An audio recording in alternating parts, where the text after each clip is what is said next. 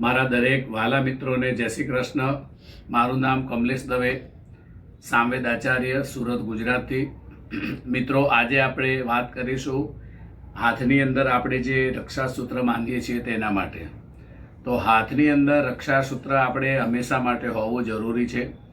આપણા ઘરે જ્યારે પૂજા રાખીએ છીએ તો મહારાજ આવે છે આપણા ઘરે, બ્રાહ્મણ, અને એ આપણા હાથમાં રક્ષાસૂત્ર બાંધે છે અને શ્લોક અથવા મંત્ર બોલીને એ રક્ષાસૂત્ર બાંધવામાં આવે છે।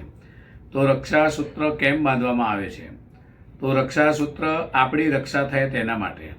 જ્યારે આપણી પૂજા વિધિ ચાલતી હોય એ વખતે બાંધવામાં એટલા માટે આવે છે કે જ્યાં સુધી આપણી પૂજા અથવા હવન, જે આપણે કંઈક ધાર્મિક કાર્યમાં બેઠા છીએ, એ કાર્ય આપણું સમાપન થાય ત્યાં સુધી આપણી રક્ષા થયા કરે, એના માટે બ્રાહ્મણ દેવતા આપણે એને રક્ષા બાંધે છે।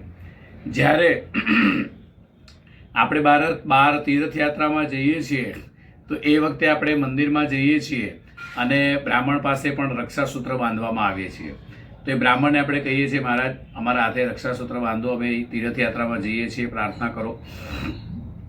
તો એ તીર્થયાત્રામાં ફરીને આવીએ ત્યાં સુધી આપણી રક્ષા થાય તેના માટે એ રક્ષાસૂત્ર આપણા હાથમાં બાંધવામાં આવે છે। હવે એક વાત એવી પણ હોય છે કે હાથની અંદર બંધન હોવું જરૂરી છે। જો આપણા હાથ બંને ખુલ્લા હોય તો આપણે કોઈ પણ વસ્તુની અંદર કાબૂમાં નથી રહી શકતા। તમે જો ઘણીવાર આપણાને ગુસ્સો આવી જાય છે અને આપણે તરત જ હાથને આગળ લાવતા આપણે વિચાર કરી નથી શકતા, પણ આપણા હાથની અંદર રક્ષાસૂત્ર જો બાંધેલું હશે તો એ આપણો હાથ કાબૂમાં રહે છે। આપણે કોઈકને પૈસા વાપરવા હોય અથવા કોઈકને પૈસા આપવા હોય તો એના માટે પણ આપણા હાથની અંદર કાબૂમાં રહે છે। એના માટે રક્ષાસૂત્ર બાંધવામાં આવે છે। રક્ષાસૂત્ર તો બાંધવાનું હોય જ છે, પણ સદાને માટે જો આવું ચાંદીનું તમે કડું પહેરી શકો છો। ચાંદીનું કડું પહેરવાથી તમને શરીરની અંદર સારી એવી એનર્જી પ્રાપ્ત થાય છે અને તમારો જે મન છે એ મન હંમેશા સ્થિર રહે છે।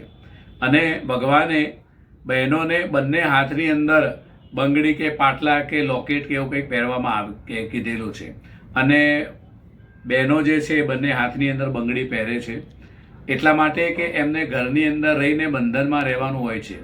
ઘરને બાંધીને લઈ ચાલે એનું નામ છે ગૃહલક્ષ્મી, એટલે એને ઘર સંભાળવાનું હોય છે।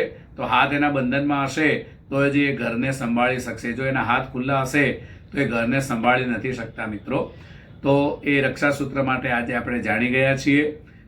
વિડીયો જો તમને સારો લાગે તો સબસ્ક્રાઈબ કરજો, શેર કરજો, કોમેન્ટ કરજો, લાઈક કરજો। જય શ્રી કૃષ્ણ।